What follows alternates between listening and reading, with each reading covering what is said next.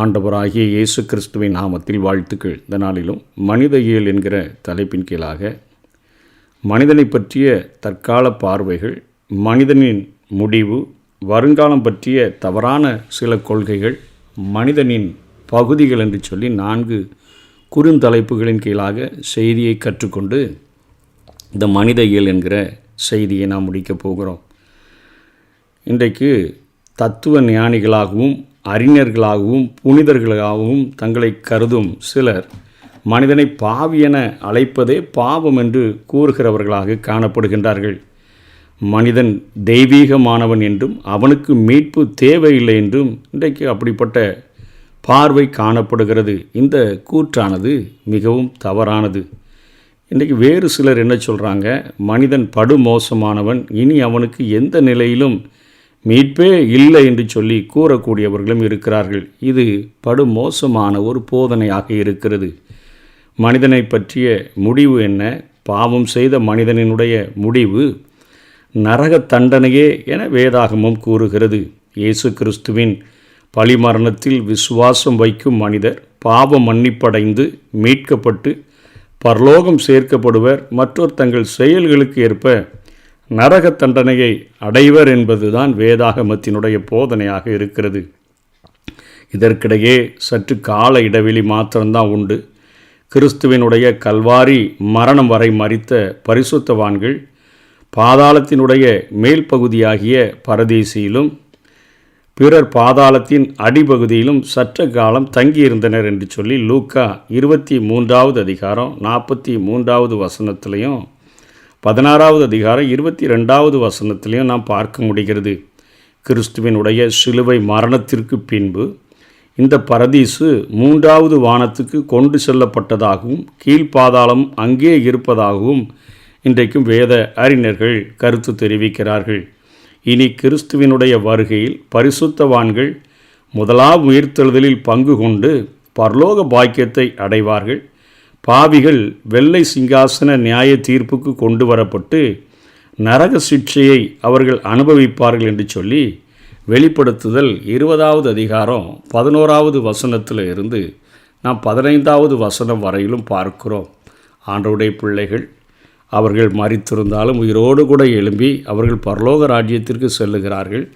ஆனால் இந்த பூமியில் ஏதோ ஒரு காரணத்தினால் மரித்தவர்கள், வயதாகி மரித்தவர்கள், அகால மரணம் அடைந்தவர்கள், இவர்கள் எல்லாருடைய நிலைமையும் அந்த வெள்ளை சிங்காசன நியாய தீர்ப்புக்கு பின்பாக அவர்கள் நரக சிக்ஷையை அடைவார்கள் என்று வேதாகமம் கூறுகிறது.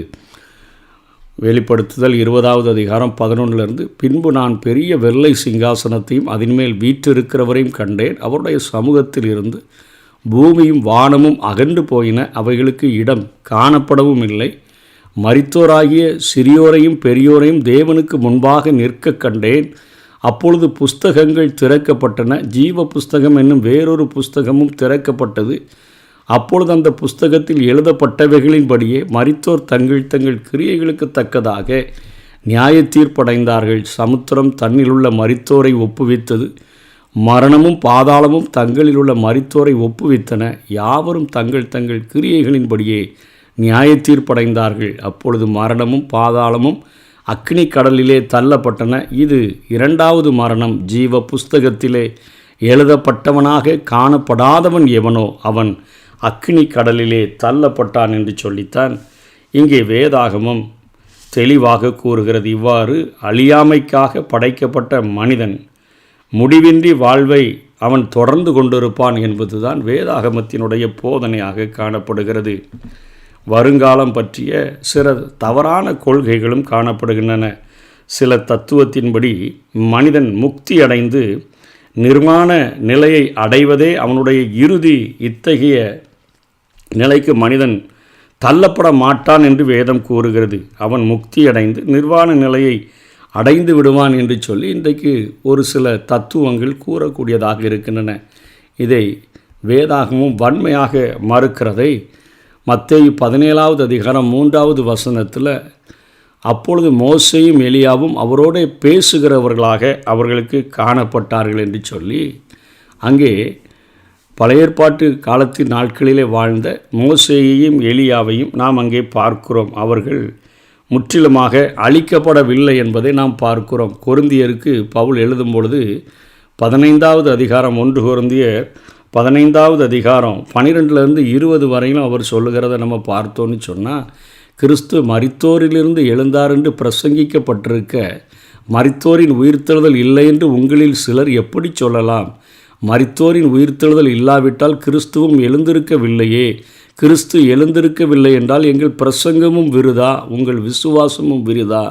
மரித்தோர் உயிர்த்தெழாவிட்டால் தேவன் எழுப்பாத கிறிஸ்துவை அவர் எழுப்பினார் என்று நாங்கள் தேவனை குறித்து சாட்சி சொன்னதினாலே தேவனுக்காக பொய் சாட்சி சொல்லுகிறவர்களாகவும் காணப்படுவோமே என்று இங்கே பவுல் அப்போஸ்தலன் தொடர்ந்து பேசுகிறதை பார்க்கிறோம். மரித்தோர் உயிர்த்தெழாவிட்டால் கிறிஸ்துவும் எழுந்திருக்கவில்லையே. கிறிஸ்து எழுந்திராவிட்டால் உங்கள் விசுவாசம் வீணாயிருக்கும். நீங்கள் இன்னும் உங்கள் பாவங்களில் இருப்பீர்கள். கிறிஸ்துவுக்குள் நித்திரை அடைந்தவர்களும் கெட்டிருப்பார்களே.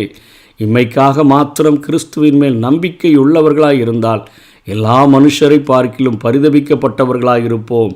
கிறிஸ்துவோ மரித்தோரிலிருந்து நித்திரை அடைந்தவர்களில் முதற்பலனானார். அவர் தான் முதலாக எழும்பின ஆள் என்று சொல்லி இங்கே சொல்லுகிறதை பார்க்கிறோம். அதே அதிகாரத்தில் 42 தொடர்ந்து பவுல் இதே காரியங்களை பேசுகிறார்.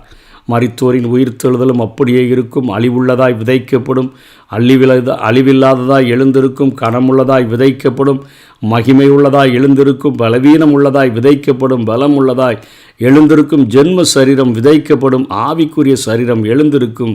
ஜென்ம சரீரமும் உண்டு, ஆவிக்குரிய சரீரமும் உண்டு என்று சொல்லி இங்கே பவுல் தெளிவாக சொல்லுகிறதை பார்க்கிறோம். மனிதன் அந்த ஒரு முக்தி பெற்று நிர்வாண நிலையை அடைவது தான் அவனுடைய முடிவென்று சொல்கிற கொள்கையானது தவறானது. அதே போக அழிந்து போகிற நிலைமை என்று சொல்கிறார்கள். நாத்திக கொள்கையின்படி இறப்புடன் அனைத்து நிலைகளிலும் மனிதன் மறைந்து போகிறான் என்று சொல்கிறார்கள். இது விலங்குக்கு தான் இது பொருந்தும், தேவ சாயலுள்ள மனிதனுக்கு அல்ல என்று வேதாகமும் இதே 1 கொரிந்தியர் 15வது அதிகாரம் 50லிருந்து 57 வரையிலும் சொல்லுகிறது. சகோதரரே, நான் சொல்லுகிறது என்னவெனில், மாம்சமும் இரத்தமும் தேவனுடைய ராஜ்யத்தை சுதந்தரிக்க மாட்டாது, அழிவுள்ளது அழியாமையை சுதந்தரிப்பதும் இல்லை. இதோ ஒரு ரகசியத்தை உங்களுக்கு அறிவிக்கிறேன். நாம் எல்லாரும் நித்திரை அடைவதில்லை, ஆகிலும் கடைசி எக்காலம் தொனிக்கும் பொழுது ஒரு நிமிஷத்தில் ஒரு இமைப்பொழுதில் நாம் எல்லாரும் மறுரூபமாக்கப்படுவோம். எக்காலம் தொனிக்கும், அப்பொழுது மரித்தோர் அறிவில்லாதவர்களாக எழுந்திருப்பார்கள், நாமும் மறுரூபமாக்கப்படுவோம். அழிவுள்ளதாகிய இது அழியாமையையும் சாவுக்கேதுவாகிய இது சாவாமையும் தரித்து கொள்ள வேண்டும். அழிவுள்ளதாகிய இது அழியாமையையும் சாவுக்கேதுவாகிய இது சாவாமையும் தரித்து கொள்ளும் பொழுது மரணம் ஜெயமாக விழுங்கப்பட்டது என்று எழுதியிருக்கிற வார்த்தை நிறைவேறும். மரணமே உன் கூர் எங்கே? பாதாளமே உன் ஜெயம் எங்கே? மரணத்தின் கூர் பாவம், பாவத்தின் பலன் நியாயப்பிரமாணம். நம்முடைய கர்த்தராகிய இயேசு கிறிஸ்துவினாலே நமக்கு ஜெயம் கொடுக்கிற தேவனுக்கு ஸ்தோத்திரம் என்று சொல்லி பவுல் அப்போஸ்தலன் எழுதியிருக்கிறதை பார்க்கிறோம். ஆகவே நாத்திக கொள்கையின்படி எல்லா நிலைகளிலும் மனிதன் அழிந்து போகிறான் என்று சொல்லுகிற காரியமானது தவறான ஒரு காரியம். அதே போல் பக்தியற்றோரின் அழிவு, யெகோவா சாட்சிகள் போன்ற தவறான வேதாகம போதனை குழுக்கள் இன்றைக்கு அவிசுவாசிகள் சில காலம் தண்டிக்கப்பட்டு விட்டு பின்பு ஒன்றுமில்லாமையினால் அவர்கள் ஒன்றுமில்லாமல் ஆக்கப்பட்டு அழிக்கப்பட்டுருவாங்க அப்படின்னு சொல்கிறாங்க. இந்த காரியமும் அது தவறான கொள்கையாக காணப்படுகிறது. அதனைத் தொடர்ந்து உத்தரிப்பு தலம், அதாவது சிலர் மரித்தவர்கள் உத்தரிப்பு ஸ்தலத்துக்கு அனுப்பப்பட்டு தூய்மைப்படுத்தப்பட்டு பரலோகத்துக்கு ஏற்றுக்கொள்ளப்படுவார்கள் என்று சொல்லலாம் வேதாகமத்துக்கு முரணான கொள்கையை பேசுகிறார்கள்.